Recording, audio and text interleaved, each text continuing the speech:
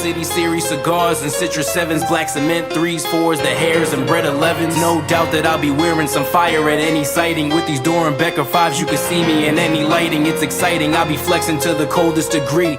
What's up, everybody? Sneakerhead M Checks. Today I'll be reviewing these Jordan 1 Pine Green 2.0 set to release February 29th.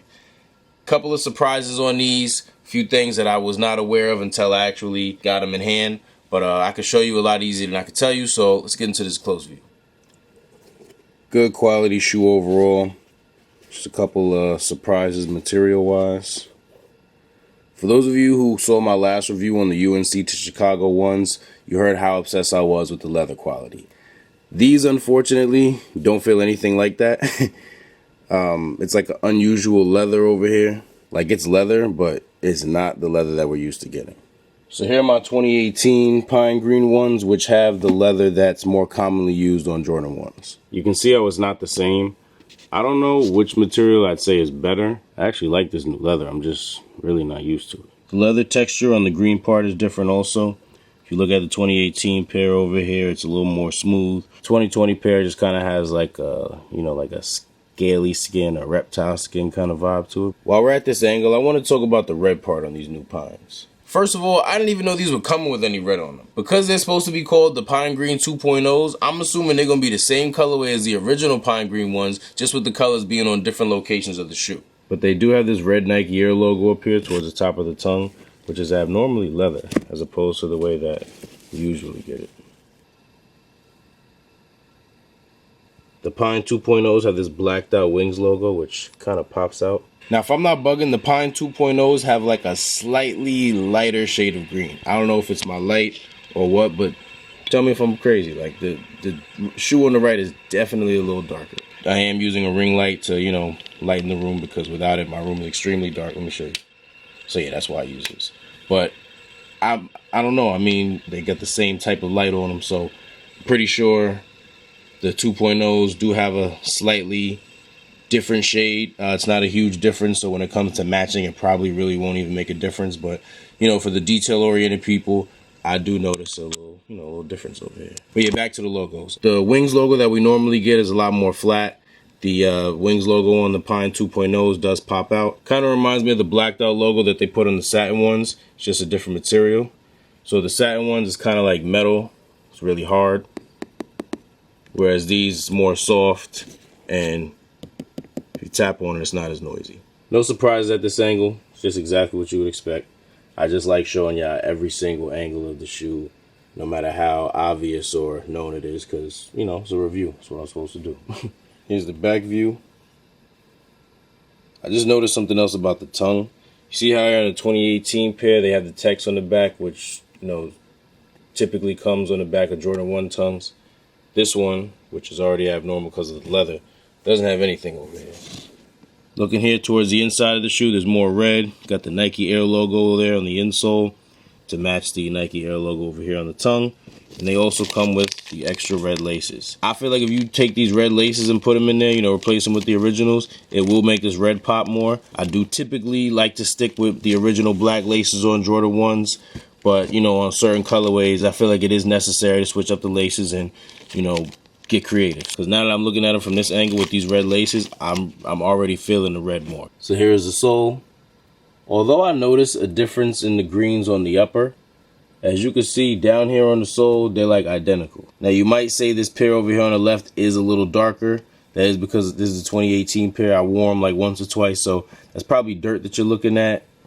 But without that, these are really like the same color green. Like just look at that. It's the same exact sole. If I didn't wear these, y'all wouldn't even be able to know which pair is which from this angle, because it looks exactly the same. So they come in this classic black and red Nike box that we normally get Jordan 1s in. They have the skinny box label. And retail on these is $170. Which, if you haven't heard, that is the new retail price for all Jordan 1s. So these are alright.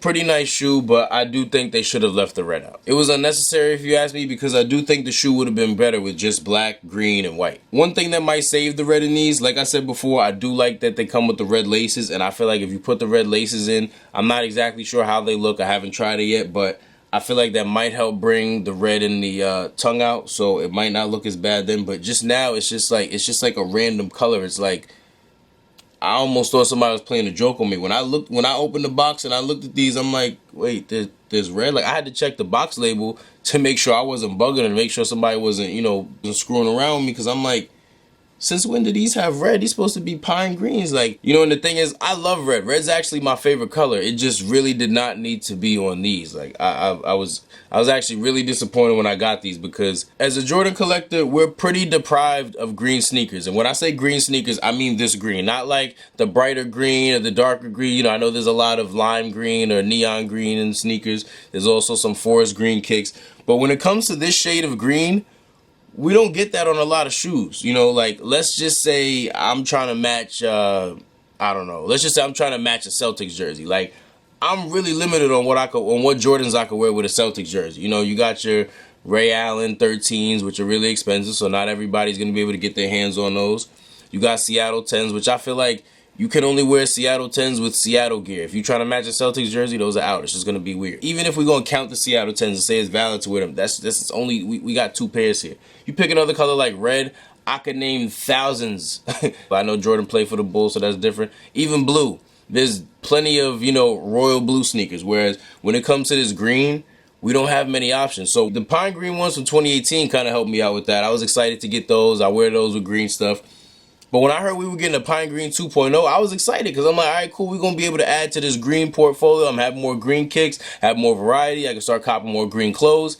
And then we get these, and I'm like, yeah, these are cool, but then they got the red. So, like, if I don't even have a Celtics jersey that I'm trying to match these with, but let's just say I had a Celtics jersey I wanted to rock with these. Like, I don't even want to wear them just because they got the red. Like, the red's going to throw it off. For all that, I'll get a Bucks jersey. You know what I'm saying? Like, that's what it comes down to. So, and I know not everybody has to match perfectly, but just, I'm just saying, like, these really should not have had the red on it. I probably would have been more accepting of it if they would have gave it a different name. Because like I said, I was just so, my mom was set on having another green, black, and white sneaker because of the name Pine Green 2.0. I think that's why I'm a little disappointed. But if they would have nicknamed these like Gucci ones or something like that, I would have expected the red number 1, and I would have been a little more accepting of it, because, when you're expecting something, it's a lot easier to take than when you're not. So, like I said, this red threw me off. Usually these nicknames on sneakers kind of give you some sort of insight about the shoe. This is the biggest, like, catfish when it comes to sneaker nicknames. Like, well, maybe not the biggest, because there's a lot of questionable nicknames out there. But how you gonna call these the Pine Green 2.0s and then just throw the, like, I'm sorry, like, I hate to complain about such a minor detail, but this is really throwing me off. Like, I can't be the only person that feels this way. When I saw these and I saw that they had the red Nike Air logo, I tried to look on the bright side, and I was like, you know what? There aren't really any red and green sneakers either. I know there's a couple of pairs. They have the Spizikes.